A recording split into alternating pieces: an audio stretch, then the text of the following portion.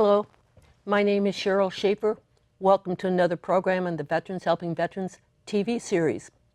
Before I introduce my guests, I'd like to tell a quick story of how I met one of them.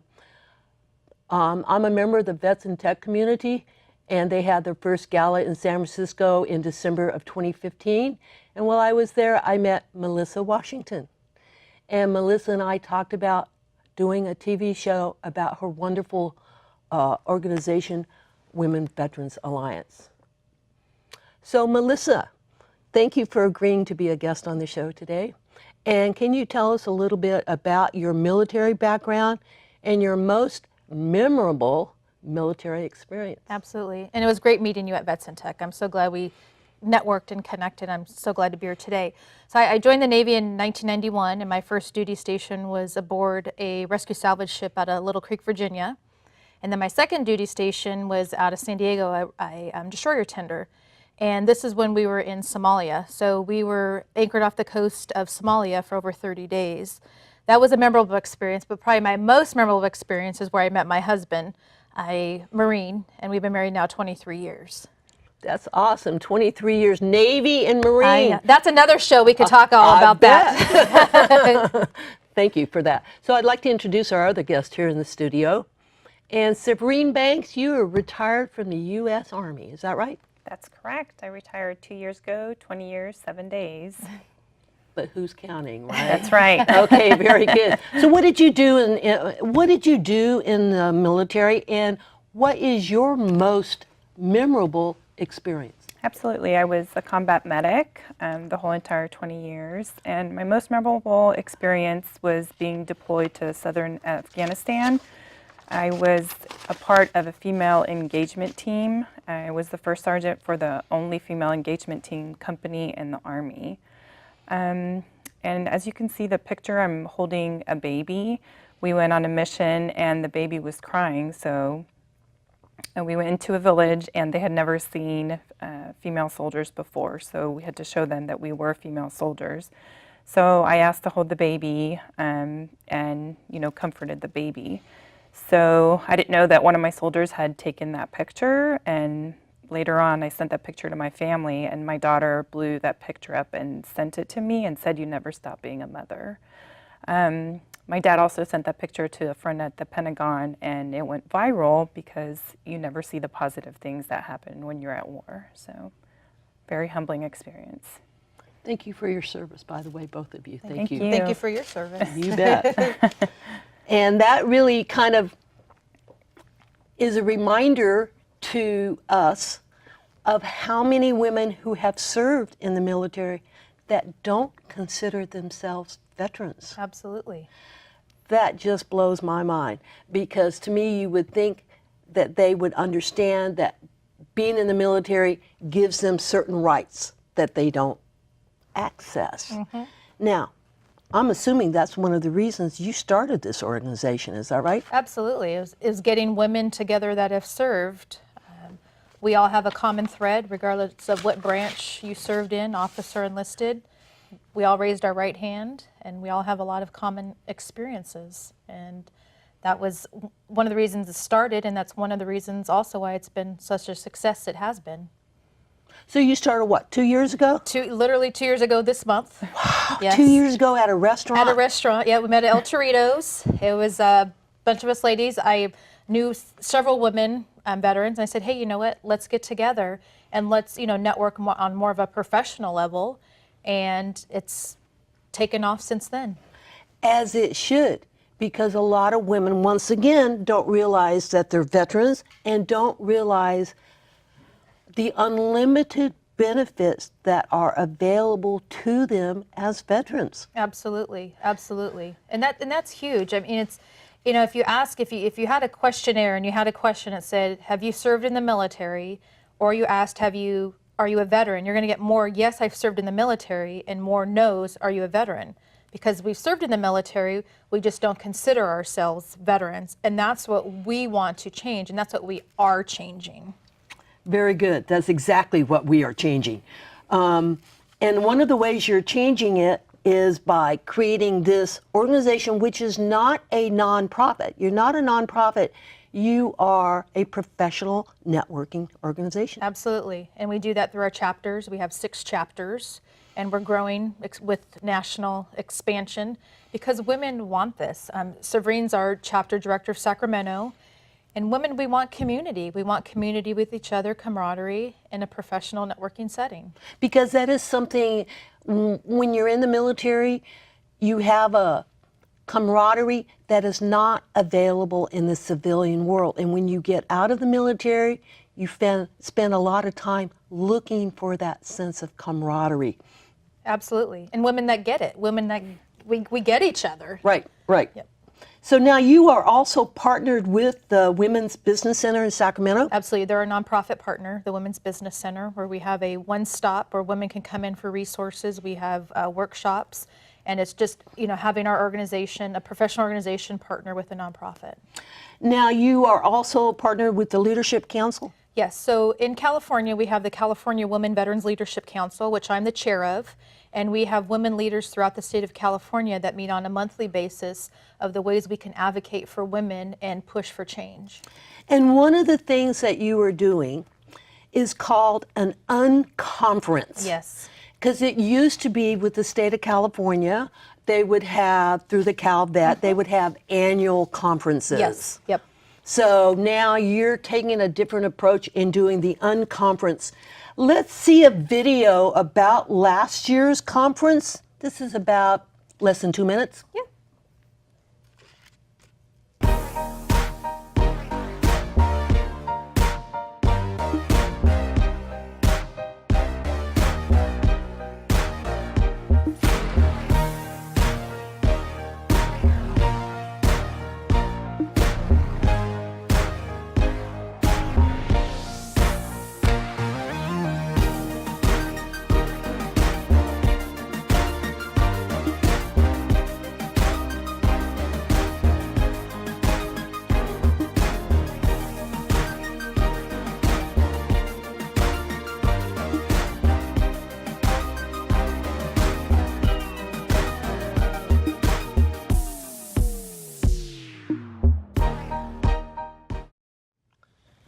That's awesome. I'm so impressed with the unconference, and I can hardly wait to go to the ones that you have scheduled for this year. Because what's so important for women veterans to know is that there are so many benefits available to you that you should access. They're not a handout. It's a benefit you have earned with blood, sweat, and tears. So one of the most important benefits that I love telling people about when I was a vet rep with the state is the college fee waiver program. And that's where dependents of service-connected disabled veterans can go to college for free. So I know you offer not only information on benefits, you offer resources, and you offer great services for veterans. And in fact, last year at the unconference that you had, we're going to show that video about some of the services that are available at these unconferences for lady veterans. Awesome. But I want your partnership.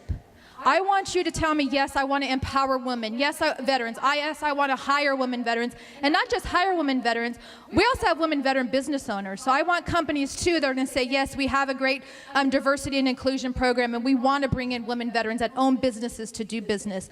So those are some things that was very critical for me developing these partnerships with Stephanie. She, Army veteran, served her country 8 years. 1990, and she's out there in the Desert Storm, Desert Shield, Persian Gulf War I, and author of the #1 best-selling Battling the Storm Within. It's a war memoir that details how she lived 20 years, undiagnosed with PTSD, MST, and Gulf War illness. So 20 years, and she's going to talk about her story. I'm interested in changing lives. I believe every person you talk to or come across is a divine purpose for that. So I talk about, I'm just sharing this in my book, it's more details, it's just general, but I talk about breaking the silence and no longer remain in silence. This is power right here. It's no longer be silent. You can blog, you can do audios, you can do videos, but every time you speak, every time you share your story, you're giving a part of yourself to the other people. And I realized this, to be yourself means that you're beautiful. And when I started accepting myself, my brokenness, I believe you can't help anybody if you got it all together. My name is Severine Banks, and as Melissa introduced me earlier, I'm the Sacramento chapter director, and I retired last year, 20 years and 7 days, okay? So Melissa asked us just to put slides together by service, and what really stuck out to me was the statistics. So I did a statistics slides, and then I did like a fact slide. I have a video, but we're cutting down on time, so we won't do the video. Okay, thank you. So 214,000 women now serve in the military, account for about 14.5% of the force.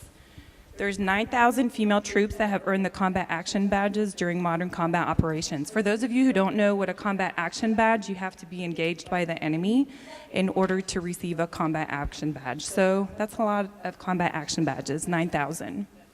As of April 2015, 161 women have lost their lives and 1,015 had been wounded in action post 9/11. There's 89 women that have been killed in the line of duty in Iraq and 36 in Afghanistan in the Army alone.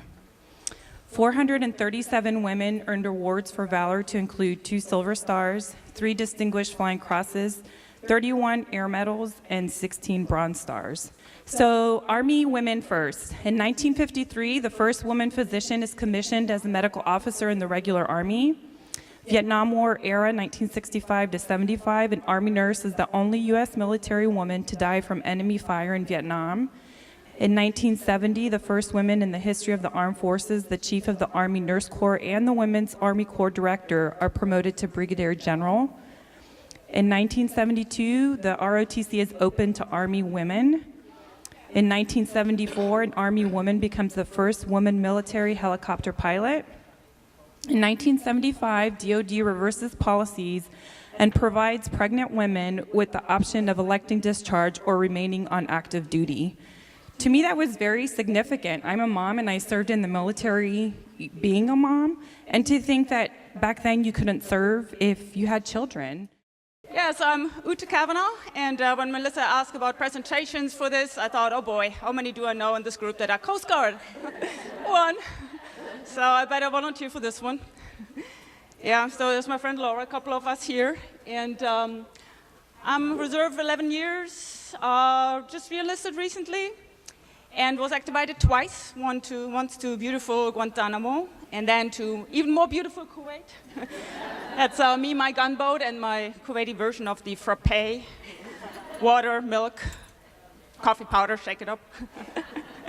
So yeah, coasties were kind of a unicorn. They're female especially. There's 0.5% of the population of the US is currently in the military actively, and about 0.5% of that are female coasties. There's about 7,000 of us, so there's not very, very many. So I want to briefly talk about the Coast Guard, since we're such a unique service. We are part of the Department of Homeland Security. I don't know how many of you knew that we're even a military service. I get that a lot of times. Coast Guard? Yeah. Are you military? We're small. We're about 43,000 total. It's about the size of the New York City Police Department. It all started in the beginning, New Republic. What do you need? Money. So first version of the IRS on the water or something, the Revenue Cutter Service. Helen said we need a system of cutters. We need to collect some money here, make sure we collect trade money. And so 4th of August, 1790, birth of the Coast Guard. And we're military, maritime, and multi-mission. Maritime, obviously, Coast Guard. And there'll be tests on this later. No, just kidding. Just to give you an idea of how much we do anything from ice operations, search and rescue, defense, search and readiness, drug interdiction, a lot of different missions. And at always 43,000 people. Military. We've been involved in pretty much every war since the beginning of the US. This is the best branch. When people ask, what branch did you serve in? There is no other branch. United States Navy, we do it all, okay? Microphone. Oh, sorry. That's me. I was in aviation ordnance once upon a time. I had 4 different jobs in the Navy because I didn't know what I wanted to do when I grew up, okay? And that's one of the best pictures I have in uniform, so that's why it's there. All right, I'm going to give a little synopsis of us. Women in the Navy, we started in 1861 to present. The 19th of June in 1861, a Navy Department circular order finally established the designation of nurse. That's how we got started with Navy nurses, to be filled by junior enlisted men. Can you believe that? Anyway, my name is Danielle Marshall. I am here with Liz Lynn, and we are our proud Air Force veterans. We are and will always be American Airmen. So we want to just tell you a little bit about how women have helped to rewrite the story of the United States Air Force. This is our Air Force song. I'm not going to sing it to you because that was just not my gift. But I'm sure there are many of us in here who had to memorize this song over and over and over again. I think I can probably still hear the music in the background. So this is just a brief history about what people think women in the Air Force are like. So we're going to go ahead and play this. No? Okay, just kidding. Just kidding. So on that video, there were stories from women who people said, oh, you're in the Air Force, that means you must fly planes. Who in here is in the Air Force who's never flown a plane before, right? Who in here do you think it probably is a great idea you didn't fly a plane? That would be me. They would say, oh my goodness, you don't look like a veteran. Well, I'm sure we've heard that story here a ton of times, but I ask now to this day, well, what am I supposed to look like? I don't quite understand. They would always also say, oh, are you strong enough? You don't look like that you would make it through the Air Force. Who in here has heard that story before? Or through any boot camp in general? Raise your hand. Oh, you're too prissy. Yeah, okay, but I can shoot better than you. But anyway, that's another story altogether. This is our Airman's Creed. This is another thing that I'm sure all of the service have connected. It's going to be a little bit different based on the service, but something still equally as important. And it's something that we as American Airmen women understand and live on a day-to-day basis. So this is just a brief history of our Air Force timeline. It wasn't until 1947 that we were actually separated from the Army and became the Air Force. I must say, I am so very impressed of the services and the representatives that have stepped forward today and have shared so many stories. And I want to thank you for being here, every single one of you, to empower women veterans in our movement of being recognized. Thank you. All right, we put together a slide to introduce the Marines. I do notice that there were several that stood up. I don't want to really tell you my age, but when I was in the Marine Corps on active duty, there was less than 0.03. That's great. So let's talk about the unconference. What is an unconference, and why is it so important for women veterans to know about it, register, and attend? Absolutely. So we're having 2 this year, one in Sacramento in March and the other one in the fall in Southern California in October. And one of the reasons we call it the unconference because it's not a typical conference. I don't know, Serene, if you want to share anything about your experience at the unconference? Sure. I really enjoyed the app. Melissa had an app, and we were able to connect to all the ladies that were there. And you were able to register for whatever service you wanted via the app. That's awesome. It was pretty awesome. The mix and mingle Friday night was pretty awesome. It was Roaring 20s, so we all dressed up like we were back in the day in the 1920s and had a fabulous time, tons of prizes, and just to connect with women who share the same common denominator of being a veteran. And it's 3 days. It's workshops, speakers, massages, and just connecting with your fellow sisters, women that have served. And that's what we want to do, is women to come and register. We've got discounts on hotel rooms. This year we're also having what we're calling a kids retreat, so that you can, if you need daycare, you could bring the kids for the weekend. So it's an amazing event. It's going to be even better this year than it was last year, and last year was pretty darn good. And it's all about empowering women veterans. Absolutely. And it's, and actually there's one women veteran I was just talking to yesterday, and she told me, before I came to this unconference, I did not consider myself a veteran. I know I served in the military, but I didn't consider myself a veteran. So since then, she's applied for her benefits. So it's life-changing. And so with the unconference, like, okay, so that's once a year or twice a year, depending upon if you come, but what happens the rest of the time? So how can we get over the hurdle or the misconception of we're unrepresented in the community, we're underserved, unrecognized, and that's what we're doing through our chapters. And we do that through our in-person meetings and also via social media. Each chapter has their own Facebook page so women can connect and share benefits. I mean, we literally change women's lives. And part of it is because this is part of our theme for today's show, is that women don't consider themselves a veteran because, one, either they just did a clerical job or they didn't serve during a wartime, designated wartime, they just served. Absolutely.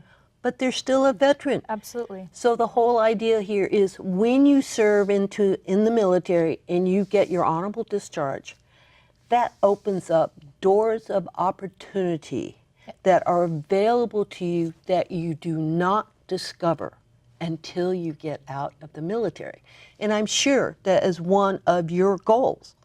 Definitely. And one of the things is a very important piece of paper that we all should make sure you have, and that's your DD-214. And the DD-214 is your discharge paper, and it's very easy, actually. If you don't have one, you can actually go online, National Archives, Records Administration, and you can just go in there and order it, and it takes about 2 weeks, maybe a month, to get a certified, it's stamped certified official copy of your DD-214. So it's very easy to get, and that is the key to benefits.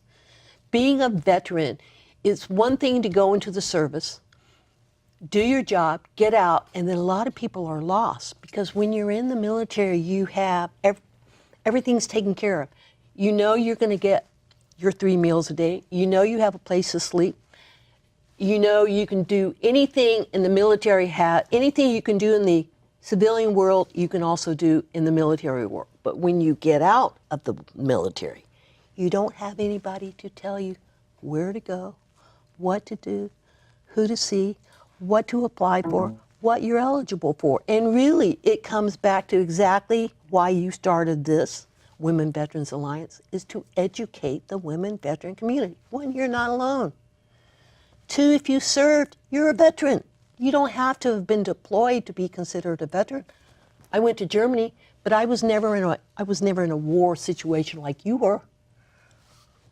But I'm still a veteran. I still have the same rights as a veteran. So it's all about recognizing your service, not taking advantage, but you've earned these benefits. Get them while they are still available, because over time, part of what the government wants to do is take those benefits away from you. And that's part of, we don't want to see that happen for any veteran. You know, you go through hell to get these benefits, and so now, use them. So what else would you like to say about the unconferences? I mean, just unconference, just to attend. And I mean, if you're not able to attend, get on our newsletter list, go to our website, womenveteransalliance.org, get on there. And also too, so our organization, our meetings are for women that have served or currently serving. But we also have those that support us. So those could be employers, people in education, just other people that want to support us. So we also have those as well. But I think the key piece is we're tapping into women that, whether they don't consider themselves veterans or they do, but they don't know the benefits that are out there and what that piece of paper, that DD-214, can do for you, and not only for you, but for your family. So whether that's financially, of getting service-connected disability, whether it saves you on your college benefits, your VA home loan. We're both homeowners and used our VA home loan. Me too. So, it's no down payment if you have a service-connected disability, no funding fee. So, I mean, that's huge. That's thousands and thousands of dollars that we have earned because we raised our right hand. And those are things that we want to share with with women. And we can go on another 30 minutes, just all the benefits that are available being a business owner, owning, in a sense, Women Veterans Alliance as my business. A business license is only $1 because I have a DD 214. So there's things. It's all about the benefits. Absolutely. It's all about educating yourself for the entitlements that you are entitled to. Now, I'm going to share a little bit of my military story because I was in the Women's Army Corps from 1968 to 1971. And when I got out of the service, I went to college on the GI Bill. In fact, I got a 3-week early out to go to summer school classes. I was supposed to get out the end of June. I got out 1st of June. On a Friday, got discharged. On a Monday, I was at Skyline College signing up for summer school classes on the GI Bill. And I went in to get that education. Because to me, having a degree was my ticket to a better future. Because I love being in the service. I love the fact that my parents were veterans. And it is all about educating veterans, women veterans that you serve, that you're potentially eligible for many benefits. And what we would like to remind all women veterans, any woman who has served in the military, you are a veteran. And we are not invisible. In fact, women veterans are everywhere. And we just want you to tell us who you are so we can actually help you get some of those benefits that you may be entitled to. So, closing comments? Go to www.womenveteransalliance.org. We've got great resources. It shows you all the chapters if you're interested in starting a chapter. And just get connected. At whatever level you feel comfortable with getting connected, trust me, we've got it. There it is. Join us. We're here for you, Women Veterans Alliance. Thank you so much. Thank you. And thank you. Thank you.